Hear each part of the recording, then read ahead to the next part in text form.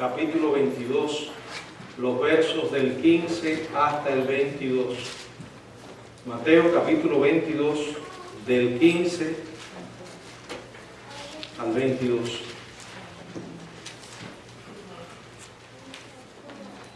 Dice la palabra del Señor. Entonces se fueron los fariseos y consultaron cómo sorprenderle en alguna palabra. Y le enviaron los discípulos de ellos con los herodianos diciendo: Maestro, sabemos que eres amante de la verdad y que enseñas con verdad el camino de Dios y que no te cuidas de nadie, porque no miras la apariencia de los hombres. Dinos pues, ¿qué te parece? ¿Es lícito dar tributo a César o no? Pero Jesús, conociendo la malicia de ellos, les dijo: ¿Por qué me tentáis, hipócritas? Mostradme la moneda del tributo. Y ellos le presentaron un denario. Entonces les dijo: ¿de quién es esta imagen y la inscripción? Le dijeron: de César. Y les dijo: da pues a César lo que es de César y a Dios lo que es de Dios. Oyendo esto, se maravillaron y dejándole, se fueron. El estudio de esta noche lo hemos titulado Dios y el gobierno. Padre, gracias por la oportunidad de leer y ahora, Señor, estudiar tu palabra. Te suplicamos que tu Espíritu nos ilumine, llevándonos a toda verdad acerca de ella. En el nombre de Jesucristo. Amén. Pueden sentarse, hermanos. Bueno, ubicándonos en el contexto de este capítulo 22, podemos decir que los líderes religiosos estaban bien molestos con Jesús, porque Jesús había llegado para poner en evidencia lo que era algo muy común en los escribas y fariseos, en estos religiosos: el orgullo y la hipocresía. Jesús había alcanzado popularidad y ellos envidiaban esa popularidad del Señor entre el pueblo, sobre todo considerando quién era Jesús para ellos, alguien que no había ido o sea, no tenía una certificación oficial del Sanedrín como rabino. Ante todo, también estaban indignados porque Cristo había dicho claramente que Él era ¿quién? El Mesías, el Hijo de Dios, y para ellos esto no pasaba de ser una flagrante blasfemia. Jesús incluso se atrevió a humillarlos públicamente cuando limpió el templo, el único lugar donde creían que su honor era sacrosanto e incontestable su autoridad. Ahora, después que Jesús ya había narrado la tercera parábola mordaz, en la que les condenaba claramente, ellos estaban más decididos todavía a deshacerse de Él. Y por eso buscan una nueva estrategia, buscan otra forma de poner a Jesús en una situación difícil y que sus propias palabras le condenaran. Estos religiosos vienen a Él ahora, aunque no directamente, enviando unos emisarios con una serie de 3 preguntas, todas diseñadas para que Jesús se condenara a sí mismo tanto política como religiosamente. La primera pregunta fue ideada por los fariseos, pero hecha de una manera muy sutil, llena de manipulación, para que Jesús cayera en la trampa. Está en los versos del 15 al 22, donde leímos el pasaje. Lo primero que vamos a ver es el ataque. El ataque, dice el verso 15 al 17. Si alguno de ustedes me ayuda leyéndolo, por favor. Entonces se fueron los fariseos y consultaron cómo sorprenderle en alguna palabra, y le enviaron los discípulos de ellos con los herodianos diciendo: Maestro, sabemos que eres amante de la verdad y que enseñas con verdad el camino y que enseñas cómo está el camino de Dios y que no te cuidas de nadie. ¿Por qué no miras la apariencia de los hombres? Dignos pues, ¿qué te parece? ¿Es lícito dar tributo a César o no? Bueno, los que vienen a Él, los fariseos, dice entonces, o sea, se fueron, los fariseos, y consultaron cómo sorprenderle en alguna falta. O sea, comenzaron a ver o a pensar maquiavélicamente cómo podían atraparle. Los fariseos siempre habían sido los enemigos más vehementes del Señor Jesucristo, y con las parábolas que Jesús había relatado, donde ellos se sintieron claramente condenados, estaban en el colmo, digamos, de su ira y amargura contra Cristo, se van y comienzan a consultar cómo sorprenderle en alguna palabra. Y debido a que todavía temían tomar medidas directamente contra él, planean cómo sorprenderle y lo hacen enviando discípulos de ellos con los herodianos. Lucas 20, verso 20, dice que querían sorprenderle en alguna palabra para entregarle al poder y autoridad del gobernador. O sea, en otras palabras, querían quitarlo de en medio, querían desaparecerlo. Ese gobernador en aquel tiempo era Pilato. Entonces ahora deciden enviar a sus discípulos a hablar con él. Es probable que estos discípulos de ellos que aquí se mencionan no fueran reconocidos como tales y estuvieran fingiendo simplemente que eran admiradores sinceros que querían algún consejo de Jesús porque tenían alguna inquietud, y con esto tomarlo por sorpresa y atraparlo antes de que él se diera cuenta de la maldad. O sea, y enviaron sus discípulos, también los enviaron, dice que con los herodianos y los fariseos no eran aliados normales. Es más, por lo general estaban en desacuerdo entre ellos. No se conoce mucho en cuanto a los herodianos, aparte de lo que podemos analizar por el nombre. O sea, viene de Herodes. La familia de Herodes no era judía, sino idumea. Era descendiente de los antiguos enemigos de Israel, los edomitas. Comenzando con Herodes el Grande, ellos habían recibido favores de Roma, dentro de los que estaban algunos puestos políticos elevados, que incluía autoridad sobre varias partes de Palestina. Sin embargo, tenían en común con los fariseos en que Jesús era un problema para ellos.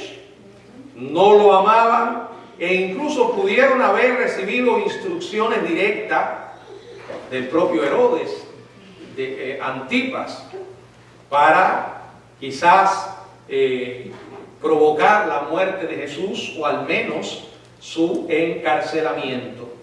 Ahora, todos los herodianos, aunque fueran judíos como eran estos hombres, habían tenido una fuerte lealtad a Roma, y fue por eso que los fariseos pensaron en ellos para que acompañaran a sus discípulos a confrontar a Jesús. Si el Señor caía en la trampa que le estaban tendiendo, una trampa relacionada, como vamos a ver, con el hecho de pagar impuestos a Roma. Acuérdense que los herodianos, simpatizantes de Roma, podían servirle a los fariseos de testigos creíbles. O sea, todo era una trama diabólica para deshacerse de Jesús. Y como tal, estaba llena de manipulación. Fíjense que con los herodianos apoyando a los discípulos de los fariseos, llegaron a Jesús con un poco de adulación. Pero repito, esto no es más que un mecanismo de manipulación. Dice que vienen a él en el verso 16 con estas palabras: Maestro, sabemos que eres amante de la verdad y que enseñas con verdad el camino de Dios, y no te cuidas de nadie, porque no miras la apariencia de los hombres. En una de mis Biblias yo tengo marcado estas palabras en o sea, tengo puesto un paréntesis, y en el paréntesis tengo puesta la palabra hipocresía. Porque todo lo que estaban diciendo era un acto hipócrita, aun cuando estaban diciendo cosas verdaderas. Ellos no las sentían, no las creían. Se dirigen a Jesús en primer lugar como maestro. Maestro era una forma exaltada de honra que solo se le daba a los rabinos. Ellos inmediatamente elogian a Jesús por su integridad personal y doctrinal cuando declaran: Maestro, sabemos que eres amante de la verdad. Era Jesús amante de la verdad, indiscutiblemente, y que enseñas con verdad el camino de Dios. También era real. Y que no te cuidas de nadie. Cierto. Jesús no le rendía pleitesías a nadie, no intentaba agradarle a nadie, decía la verdad desnuda, sin la intención de agradar a los hombres. O sea, todo lo que ellos estaban diciendo era cierto, pero ellos realmente no lo creían. No era más que una adulación, pensando que les facilitaría la trampa. Entonces vienen a Jesús con una pregunta tramposa. En el verso 17, si alguien puede leerlo alto y claro, por favor. Dinos pues, ¿qué te parece? ¿Es lícito dar tributo a César o no? Bueno, una de las maneras de manipular a otros es elogiar, ¿verdad? Es adular a alguien y inmediatamente pedirle consejo sobre un asunto importante. La persona puede llegar a creer: me están consultando porque me consideran una persona valiosa, capaz, sabia, ¿verdad? Eso era una especie de estimulación al ego, y pensaron que Jesús, como la mayoría de los hombres, estaría ansioso por demostrar la sabiduría que tenía respondiendo a la pregunta. Pero la respuesta iba a ser una espada de doble filo. Era una trampa que le habían tendido, como vamos a ver otras que también le hacen. Al hacerlo, su respuesta podía condenarle. Bueno, la pregunta giraba en torno al tema del tributo. ¿Qué palabra pudiéramos usar hoy? Sinónima. No decimos tributo, decimos impuestos, ¿verdad? Es decir, que el tema que vamos a considerar es un tema que se puede aplicar totalmente a los impuestos que los cristianos pagamos en este país, o a los impuestos que pagan los cristianos en cualquier otro país, ya sea una democracia o ya sea una dictadura. O sea, vamos a ver el tema de los tributos. El tributo pudo no haber sido el impuesto más costoso para la mayoría de las personas, pero era el más detestado, porque ellos consideraban que no se le debía dar a César, sino a Dios. No fue por accidente que ellos habían dado, los fariseos, a estos discípulos las instrucciones acerca de la pregunta. Ahora, si Jesús daba una respuesta favorable y decía: sí, se debe pagar tributo, ¿qué habría pasado? Bueno, habría sido mirado de una manera negativa, lo habrían despreciado las multitudes que en ese momento y en ese punto le admiraban grandemente. En ese caso, los dirigentes judíos estarían más libres para poder arrestarle y hacer que lo ejecutaran sin que la población interfiriera. Sin embargo, si él contestaba de otra manera y decía que no, que el impuesto era injusto, que era impío, que no se le debía pagar al opresor y pagano César, el César se las traía. Entonces, ¿qué? Bueno, que se iba a granjear la ira de Roma, y entonces tendrían más facilidad para acusarle de insurrecto. pero ellos no habían tomado en cuenta realmente con quién estaban tratando. La sabiduría de Jesús no era humana. Él era el Dios del cielo. Y su vida encarnaba la sabiduría perfecta. Por eso su respuesta fue perfecta. De la manera que la analizamos, no importa el ángulo que la miremos, tenemos una respuesta perfecta. 100% sabia, como solo podía darla el Hijo de Dios. Verso 18. Pero Jesús, conociendo la malicia de ellos, les dijo: ¿por qué me tentáis, hipócritas? Bueno, conociendo como el Dios omnisciente, ¿verdad? Como dice la palabra en Juan 2:25, que él no, o sea, él sabía lo que había en el hombre. Quiere decir que ellos, antes que hicieran la pregunta, sabía que le iban a hacer. Antes que hicieran la pregunta, sabía la motivación con la que la iban a hacer. Conocía claramente cuáles eran sus verdaderas intenciones. Y aquí se expresa con estas palabras: conociendo la malicia. Hay un contraste entre la santidad de Jesús y la perversidad humana. Es un contraste entre el Dios santo y el hombre pecador. Y entonces le dice: ¿por qué me tentáis, hipócritas? Él estaba, o sea, el plan que habían fraguado estaba totalmente transparente delante de él. Y él pudo percibir la hipocresía de la pregunta. Por eso les dice: ¿por qué me tentáis, hipócritas? La idea era: ¿por qué me quieren hacer caer? ¿Verdad? Ustedes somos engañadores. E inmediatamente, sin tomar tiempo, Jesús les responde con una analogía. Vuelvo a repetir: totalmente perfecta, poderosa en gran manera. Muchas veces leemos esta historia de la Biblia y pasamos por ella con una rapidez peligrosa.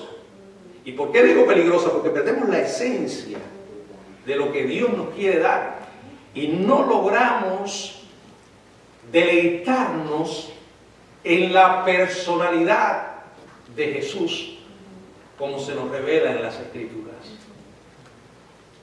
Si nos tomamos tiempo para pensar en esto, como dije, podemos deleitarnos en el Señor. Y ahí están sus palabras rebosando de su naturaleza perfecta y divina. Aunque Jesús fue hombre totalmente, era Dios totalmente. Y es Dios totalmente. Y aquí se percibe. Quiero que veamos cuál es la analogía. En el verso 19, mostrarme la moneda del tributo. Y ellos le presentaron un denario. Entonces les digo: ¿de quién es esta imagen y la inscripción? Y ellos le responden: de César. Lo primero que Jesús hace es tomar un elemento físico, material, para ilustrar su enseñanza. Algo muy conocido: la moneda. La moneda que pagaban de impuestos, ¿verdad? Y sin tener en cuenta las duras acusaciones que él les había hecho, inmediatamente presentaron un denario. Ellos estaban encantados de ayudarle a caer en la trampa que le estaban tendiendo. La moneda específica que se usaba para el tribuno, o el tributo, o el impuesto, era un denario. ¿Qué era el denario? Era el equivalente al jornal de un soldado, al pago de un soldado o de un trabajador común en la Palestina. Y a pesar de que en la época de Jesús se usaban varias monedas, incluso griegas y romanas, y que el intercambio de una a otra era relativamente fácil, solamente el denario romano podía usarse para pagar el tributo, que era un denario en su aspecto. Se trataba de una moneda de plata acuñada por el emperador, que era el único que tenía autoridad para emitir monedas en plata u oro. Todas las monedas, incluso el denario, tenían estampada en una cara una figura del emperador y en la otra una inscripción identificadora. Aunque cualquier niño habría conocido la respuesta, Jesús sostuvo la moneda que le entregaron en alto y les hace esta pregunta: ¿de quién es la imagen en la inscripción? Ellos estaban exacerbados, estaban ahí esperando de que Jesús pronunciara las palabras fatales contra Roma. Hermanos, aunque sabemos que los hombres llevaron adelante un plan perverso, por encima de ellos estaba la mano poderosa de Dios. La muerte de Cristo no fue un plan de hombres. Jesús no fue una víctima fallida. Jesús es el Hijo de Dios. Y conforme al plan de Dios murió. De hecho, Él dijo: mi vida nadie me la quita, yo la pongo. Y la pongo y la vuelvo a tomar. O sea, Él iba a morir en su tiempo y a la manera de Dios. Todos los intentos que hicieron para apresurar su muerte fueron un rotundo fracaso. Bueno, ellos estaban allí cuando Él les dice: ¿de quién es la inscripción? Dijeron: ahora ya cayó. Quizás respondieron al unísono. Aquella jauría de perros dijeron: de César. Bueno, ellos quizás estaban pensando en Jesús, que había declarado varias veces su deidad, diciendo que era el Hijo de Dios. Y entonces estaban llenos de confianza de que Él denunciara al César, y porque esa imagen estaba en la inscripción, y que dijera que era un falso Dios y un blasfemo, pero se quedaban esperando. Vamos a ver la respuesta y las consecuencias. Y les dijo: dad pues a César lo que es de César, y a Dios lo que es de Dios. Verso 22. Oyendo esto, se maravillaron y dejándole, se fueron.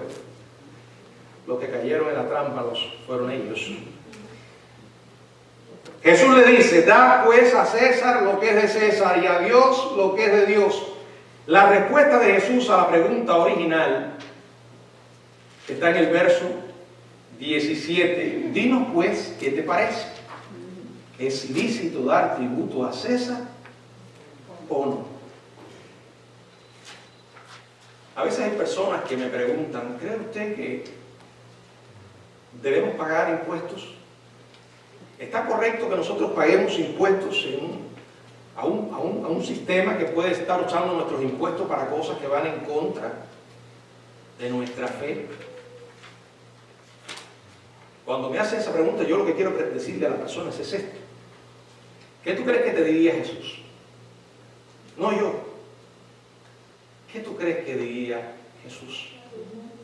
Porque créanme, los tributos que pagaban al César no eran usados para honrar a Dios. Todo lo contrario. Ahí hay un principio que se aplica a nosotros. Tú y yo no somos responsables en lo que el gobierno usa el dinero. Tú y yo somos responsables de obedecer lo que Dios nos manda.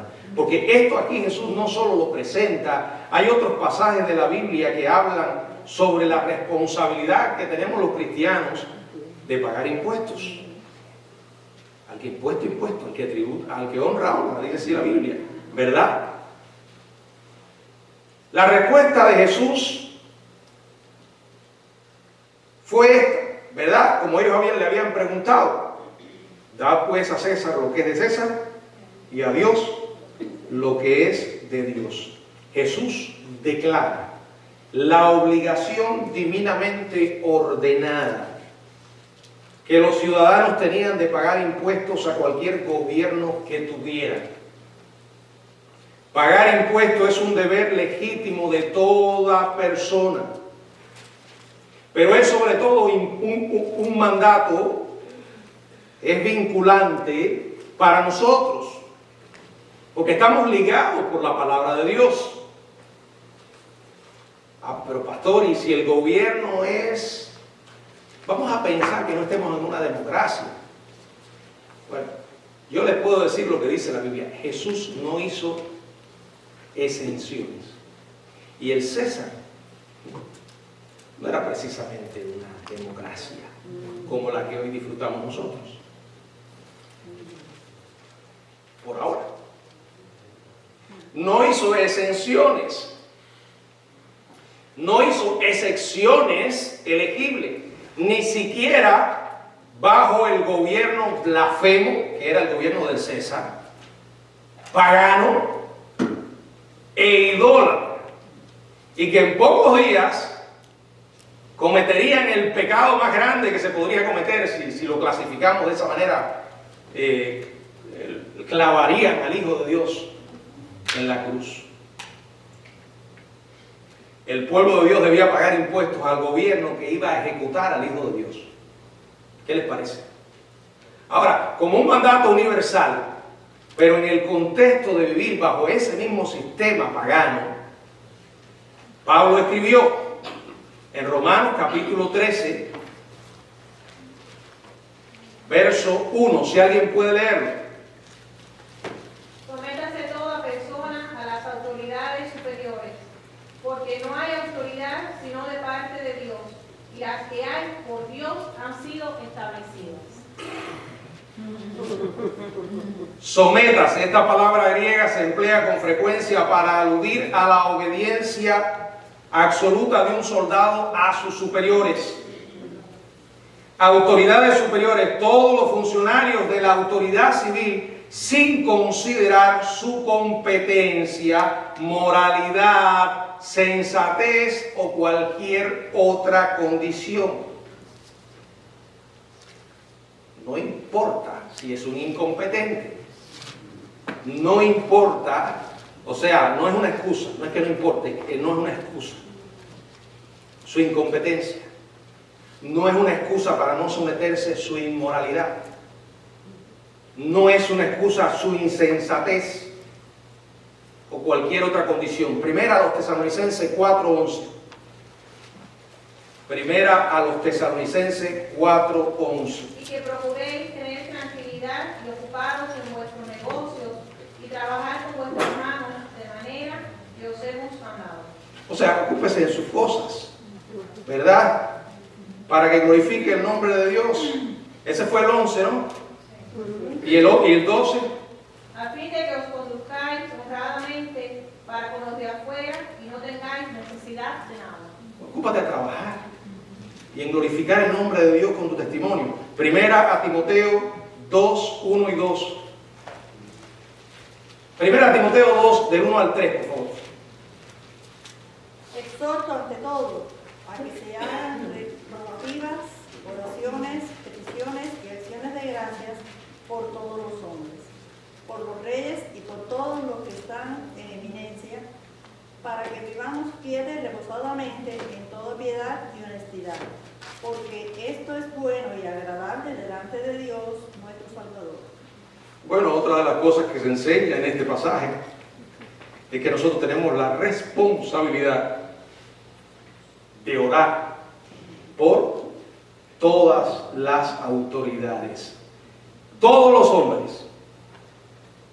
Y por si alguien no lo entiende, después de la coma dice, por los reyes, si fuera ahora diría que por los presidentes y por los que están en eminencia. Hay una razón para que vivamos quieta y reposadamente en toda piedad y honestidad. Es más, si todavía alguien no lo entiende, verso 3, porque esto es bueno y agradable delante de Dios nuestro Salvador. Pero, pastor, ¿y si a mí no me gusta el presidente? Bueno, eso es un mandato. Y el mandato se da en el contexto de la voluntad, no de las emociones. No importa cómo te caiga el tipo, tienes que hacerlo. Orar por su salvación, orar para que Dios le dé sabiduría. Es más, aquí no hace excepciones. ¿Qué quiere decir esto? Que en Cuba, cuando Fidel Castro estaba vivo, según la Biblia, habría que orar por él. Claro, yo no sé si algunos cristianos estarían pidiéndole al Señor que se lo llevara, ¿no? Pero habría que orar para que conociera a Cristo. Eso es lo que dice la Biblia. Porque esto es bueno. Y dice el verso 4, el cual quiere que todos los hombres sean salvos y vengan al conocimiento de la verdad. Pero no se me apuren, yo no he dicho todo sobre el tema. Solamente estoy desgranando la idea. Primera de Pedro, capítulo 2, del 13 al 15.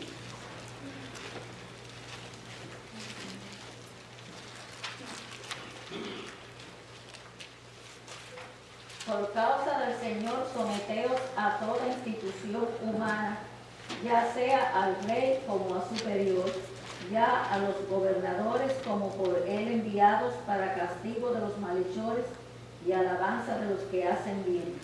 Porque esta es la voluntad de Dios, que haciendo bien hagáis callar la ignorancia de los hombres insensatos. Mire, yo he escuchado a algunos especular e intentar encontrarle un resquicio a la Biblia para colarse. De hecho, alguna gente me ha dicho, no, pero esos son para los gobiernos legítimamente establecidos. Bueno, es una teología un poco forzada, sobre todo si tú analizas el contexto en el que fue dicha estas palabras. Vuelvo otra vez a lo mismo. O sea, aquí la Biblia no hace excepciones en cuanto a los gobiernos. Ahora, no lo he dicho, lo voy a decir un poco más adelante.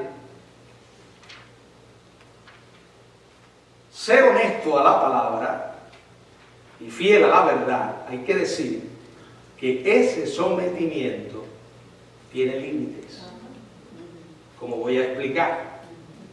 O sea, en cuanto a leyes, en cuanto a respeto, en cuanto a oración, uno debe orar por las autoridades, los que estén.